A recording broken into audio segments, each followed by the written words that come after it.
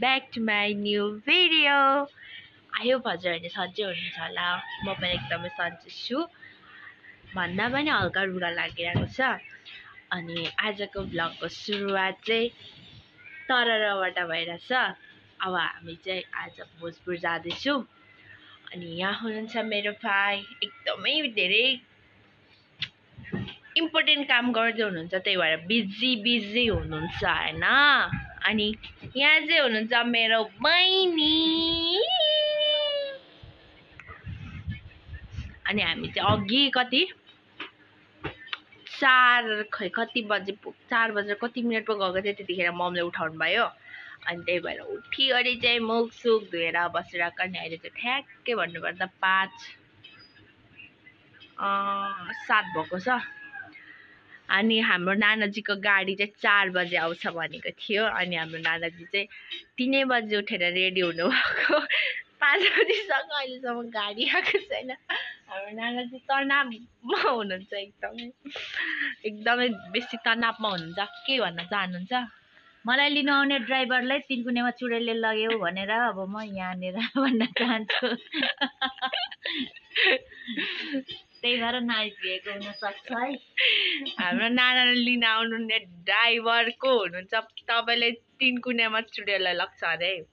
पक्नु यस्तो झुट बोल्दिनु हुने। नत्र भने यत्रो हुन्छ त। त्यही त 1 घण्टा 5 मिनेट लेट। बिचोक यहाँ चाहिँ रहेको छ हाम्रो सामान अलिकति मात्र। अनि भित्र छ हाम्रो नानाको सामान चाहिँ यहाँ पर कता। यो चाहिँ हाम्रो नानाजीको सामान होइन। यहाँ हाम्रो कुखुराजीहरू पनि एकदम तर्सिरहनु भएको छ। अब हामी एकछिनमा जानेछौँ चोकतिर। अहिलेलाई चाहिँ अब एकछिन टिकटक हेर्दै बस्ने हो होइन। 5 भन्दा नि 4 बजे आउँछु भन्ने ड्राइभरलाई चाहिँ आमामा यार हातमा सिमको बालो छोरी कालो भने त अहिले त पुरा चन्द्रमा जस्तै बलिराखेको छिन् त। रातभरिमा के म्याजिक गरेछिन्? नानाजीले मलाई एकछिन स्याभेज नहानिकन बस्नै सक्नुहुन्न क्या हाम्रो नाना। अनि के म चाहिँ के सोचिरहनु भएको होला सोध्छु कि लास्टमा नानाले मलाई पुरा स्याभेज हान्नुको लागि लाइनहरू एक सोचिरहनु भएको हुन्छ। सोच्नु त पर्यो त। पर्यो यो अहिले चाहिँ हामी चोकमा आएर बसिरहेको छौँ होइन। अब पहिलाको जस्तो आज पनि 3 घन्टा कुर्न पर्ने होला। बिजोक छ। यता हाम्रो भाइले चाहिँ होइन चिप्स चाहियो अरे होइन। अघि खाइसक्नु भयो, त्यही चित्त बुझेको छैन। यस उहाँले त नि त्यो के पो भण्डारै खोलेर राख्दै पनि चित्त बुझ्दैन। तर के भन्नु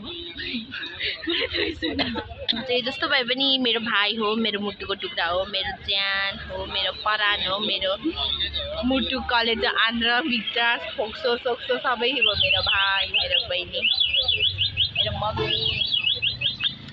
अब यहाँ यस्तो सामान राखिरहेको छु होइन। कस्तो अब अल्छी लाग्नु थाल्यो। घाम आउँछ अब घामै लागिसक्यो। छिटो आउनु नि। बस वेट गरेको पनि होइन, आधी घन्टा भन्दा नि बेसी भइसक्यो क्या। अहिलेसम्म आइपुग्दैन। यो हाम्रो गाउँ जाने बस मात्र यस्तो हो कि अरूको गाउँ जाने बस पनि यस्तै हो। 3 बजे कल गर्छ अनि र रेडी भएर बसमा आइसक्यो भन्छ। लास्टमा गाडी 5 बजे आइदिन्छ होइन। ल आइपुगेँ भनेर भन्छ, फेरि एकछिनमा आइपुग्नु पुग्दैन। फेरि पहिलाको वर्ष पनि 3 घन्टा यही तरल चोकमा कुरेकै थियौँ हामीले बस। यो चोटि पनि त्यस्तै हुने जस्तो छ।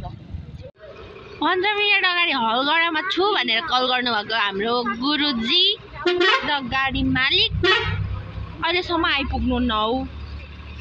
आधी घन्टै हुन आँटिसक्यो, अहिलेसम्म आइपुग्नु हुन्न। अहिलेसम्म के हो यो यस्तो हलगडादेखि तर आइपुग्नु पनि 1 घण्टा लाग्दो रहेछ आज प्रुभ भयो 1 घण्टा बेसी भइसक्यो यो चोकमा बसेको झ्याउ लागिसक्यो ए ड्राइभर त छिटो आयो न र पागल जस्तै भइसक्यो यहाँ अझै गाडी आउने टुङ्गो छैन ए भगवान गाडी नआउँदा मेरो भाइ यस्तो हुनुहुन्छ हैन अब एकछिनमा यतिको खुसी हुनुहुन्छ एकछिनमा गाडी आएपछि मेरो भाइको 12 बज्छ अनुहारमा अनि यता 13 बज्छ यता 12 13 हामीले यो चोकमा हैन गाडी कुरेको ठ्याक्क 1.5 घण्टा भयो हैन अनि यतिखेर चाहिँ भर्खर यहाँ होम्स आइपुग्नु भयो अरे क्या अब मलाई थाहा भयो कि हलगडादेखि तर आइपुग्नु पनि आधी घण्टा झन् 45 मिनेटै लाग्दो रहेछ आज मलाई थाहा भयो आज हामीलाई थाहा भयो है 45 मिनेट लाग्दो रहेछ ठ्याक्कै अहिले चाहिँ आइपुग्यो भन्नुहुन्छ अझै आइपुग्दैन के रे अब चाहिँ खेलामै गाउँ चल्दिन जस्तो लागिसक्यो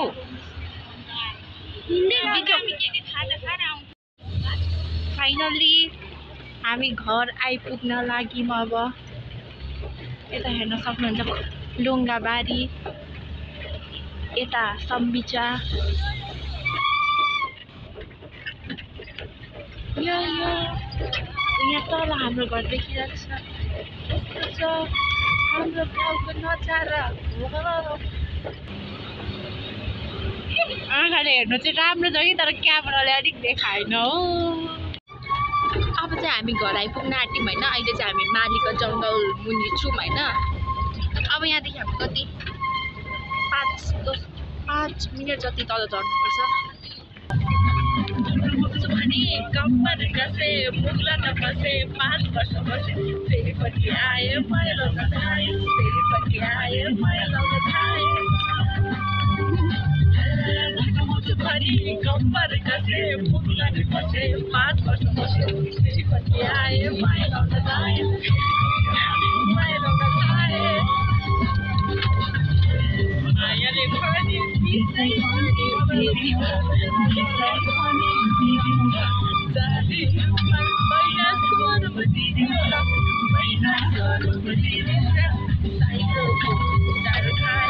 फाइनली गाउँ आइपुग्यो होइन घर पनि अब आइपुग्न आँटिरहेछ सामान बोकेर गइरहेको छु म यहाँ पछाडि मम्मी हुनुहुन्छ बहिनी पनि मेरो लेस खुस्केर बिजोक छ यहाँ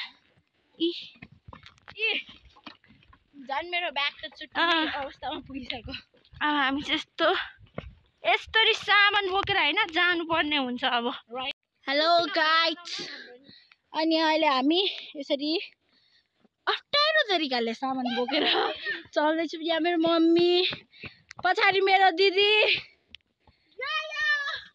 जल्दी आऊ बहना अब धीरे हिँड्नु अब छिटो आउनु भयो भ्लग बनाउनु पनि एकदम गाह्रो भइरहेछ गाइज अनि यसपालि मेरो क्या पो स्कुलको भ्याकेसन होमवर्क पनि 3 मिनटको भ्लग बनाउने छ अनि म पनि भ्लग बनाउँछु नो वरिज अनि त्यही हो हामी अब घर आइपुग्यौँ अरू के भन्नु छ सिस घर आइपुग्नु बाँकी नै छ घर आइपुग्नु बाँकी छ अब 2 मिनट यहाँ हेर्नु नि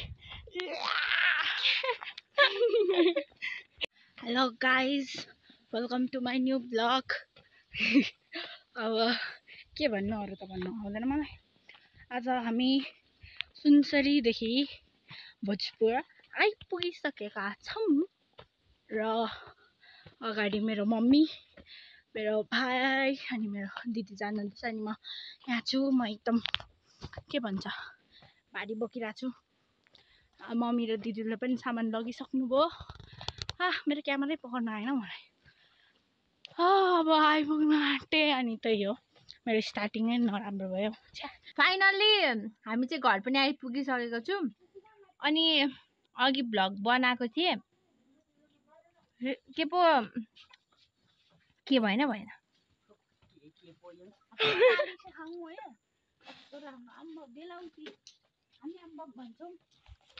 यहाँ चाहिँ मेरो मम्मी हुनुहुन्छ कुखुरालाई चारो दिनु हुँदैछ हेलो मम्मी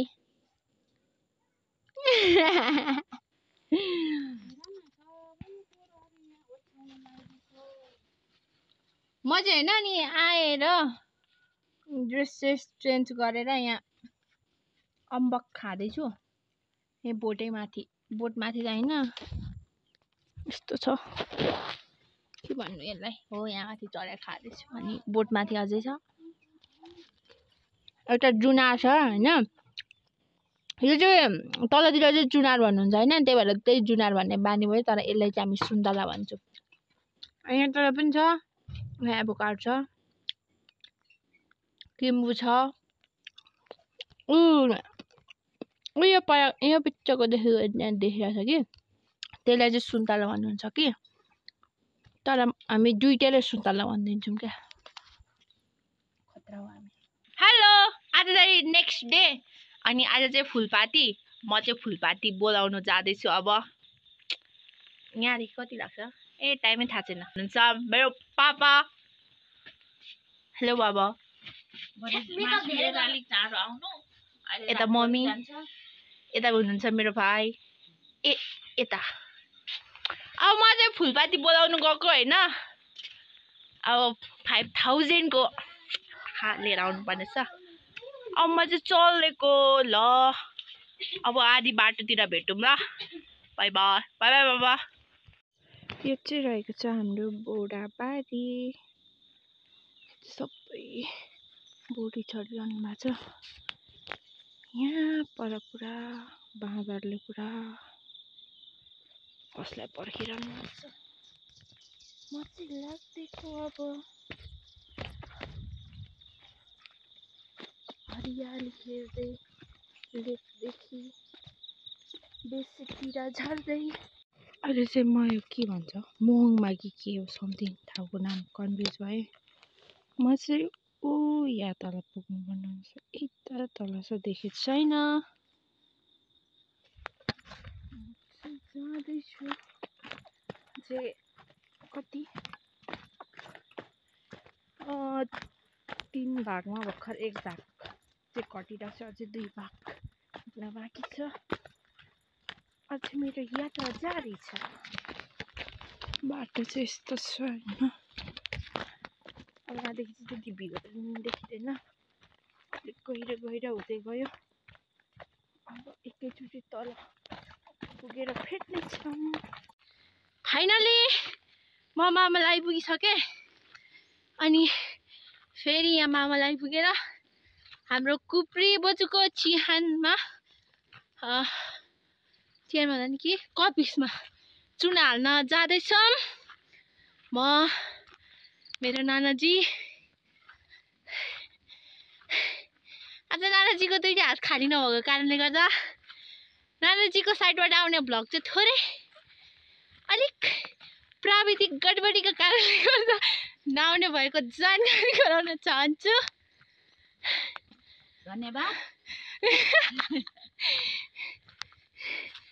अब चाहिँ हामी डाइरेक्ट बिस्कुटने डाँडामा गएर भेटिनु पर्छ त्यतिन्जेललाई बाइ बाइ फाइनली हामी चाहिँ बिस्कुटने डाँडा पनि आइपुगिसक्यौँ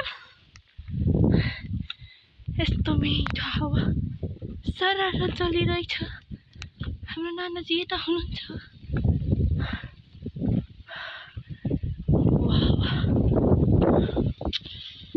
हावा चल्यो सिरिरी बिस्कुटने डाँडाबाट देखिने एकदम सुन्दर रमणीय दृश्यहरू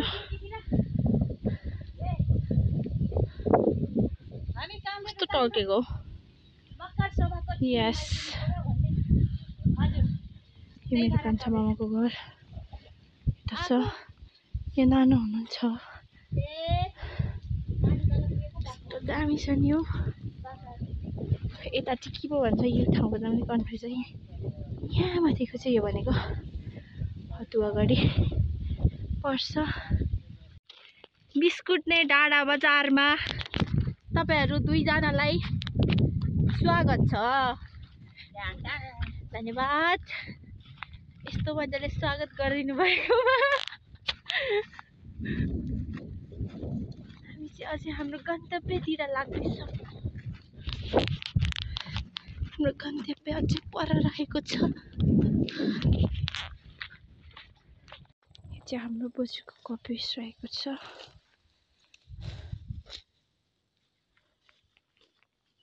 नजारा यस्तो छ। मेरो घर चाहिँ यहाँ यता माथि छ। अब चाहिँ हामी यहाँ धमाधम कटिङ सार्नुपर्ने हुन्छ।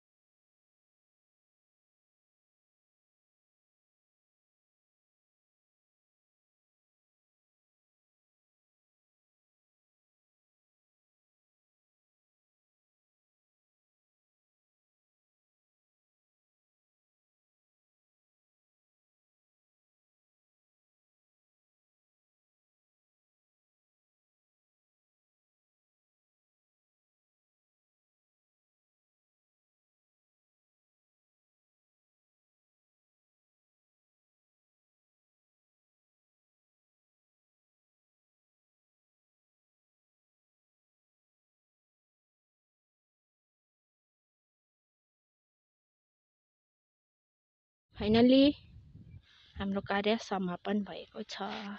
यता पनि लाग यता पनि लाग। वाह वाह। अहिले चाहिँ हामी घर रिटर्न हुँदैछौँ हैन। यहाँ अलिक घाँसले थोरै डिस्टर्ब हानिरहेछ हामीलाई।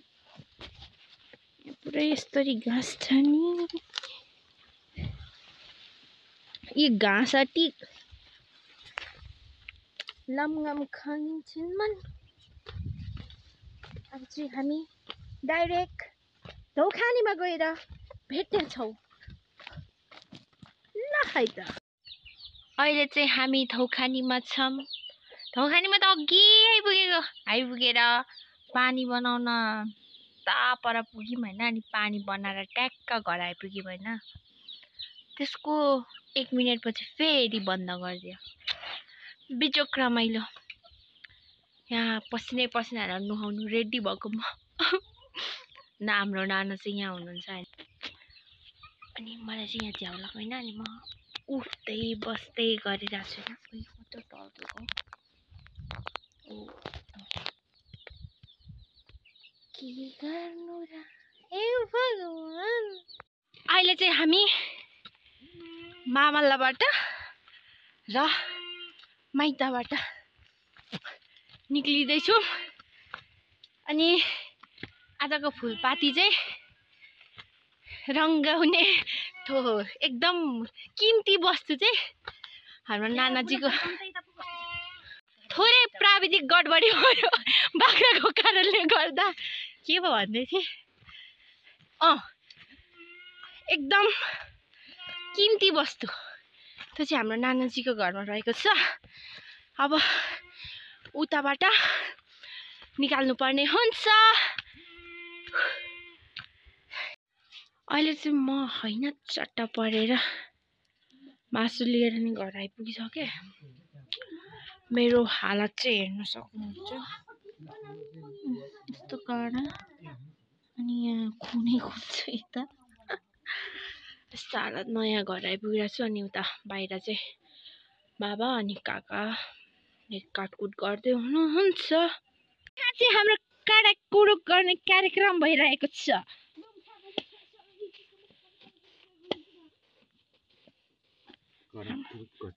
कडाकुट कटिङ भइरहेछ होइन यहाँ चट्टसँगले। धेरै होइन यहाँ 5000 मात्र गएको छ 5000 को मासु अनि 5वटा हात्ती यहाँ गएको छ चितवनमा नगएर चाहिँ यहीँ बसेको छ क्या 5वटा हात्ती चाहिँ यहीँ बसेको छ सो फ्यामिली आजको ब्लग चाहिँ यस्तै उस्तै त्यस्तै भयो हैन अनि आज चाहिँ मैले 2 दिनको ब्लग हाल्दैछु हिजो अनि आजको अब यो ब्लगलाई चाहिँ यही एन्डिङ गर्न चाहन्छु आज चाहिँ म धेरै टायर्ड अवस्थामा छु So, bye-bye. Hope you guys enjoy this video. Don't forget to like, comment, share, subscribe. अनि हजुर सबैजनालाई ह्यापी दशैं भन्दै म बिदा हुन चाहन्छु। हस्त धन्यवाद।